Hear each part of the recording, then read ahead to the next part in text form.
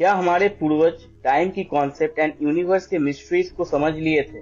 क्या ये ancient scriptures अभी के मॉडर्न थ्योरीज को मोटिवेट करती है?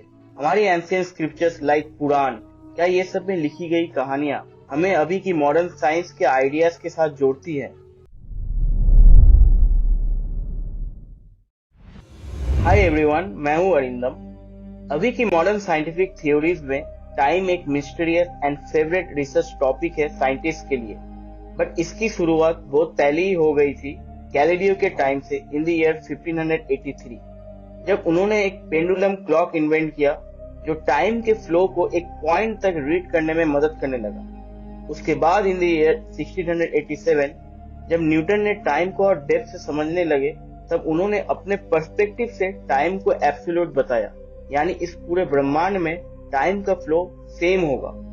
इसी आइडिया को चैलेंज करते हुए 1905 में आइंस्टाइन ने special theory of relativity publish किया, जो टाइम को रिलेटिव बताया, यानी टाइम का बीतना फ्रेम ऑफ रेफरेंस पर डिपेंड करता है। And then in the year 1915 in the paper general theory of relativity, Einstein gravity का इन्फ्लुएंस को भी एक्सप्लेन किया टाइम पर, कि जहां ग्रेविटी बहुत स्ट्रॉन्ग होगा वहां टाइम फ्लो हो जाएगा।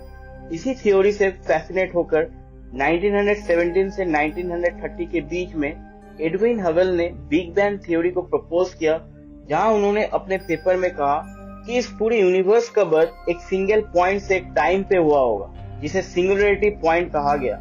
इसी आइडिया ने एक सवाल खड़ा किया, तो फिर क्या बिग बैंग के पहले टाइम का कोई एग्जिस्टेंस था? क्या टाइम का कोई बिगिनिंग था? In the year 1983, Stephen Hawking ने अपने paper the beginning of time में एडविन के आइडिया को सपोर्ट करते हुए कहा कि टाइम का बिगिनिंग हो सकता है। अब टाइम के इतने सारे पर्सपेक्टिव है कि ये सब साइंटिस्ट का अटेंशन अपने तरफ आकर्षित करते हैं। अब आप लोगों को लग रहा होगा कि ये थ्योरीज कैसे हमारे एंशिएंट स्क्रिप्चर्स या पुराणों के साथ मैच करते हैं।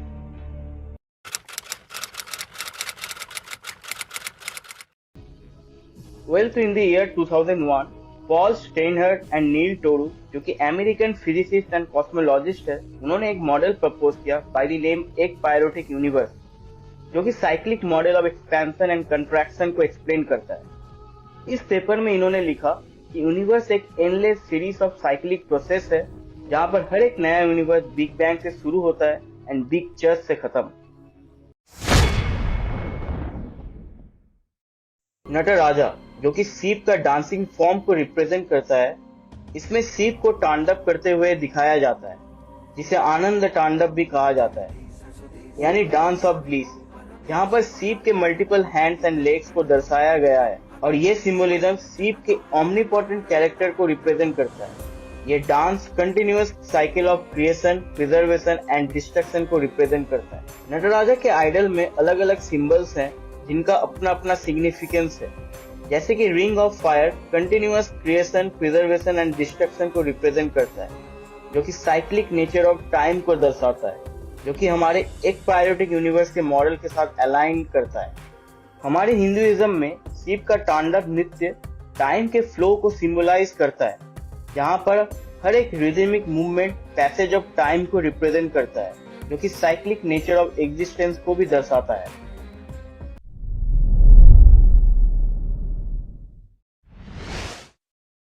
At the heart of quantum realm lies a dance of subatomic particles, जहाँ पे टाइम की बाउंड्रीज धुंधली पड़ने लगती है, अनसर्टेनिटी राज करती है। क्वांटम मैकेनिक्स हमें बताता है so called empty space actually empty नहीं होता।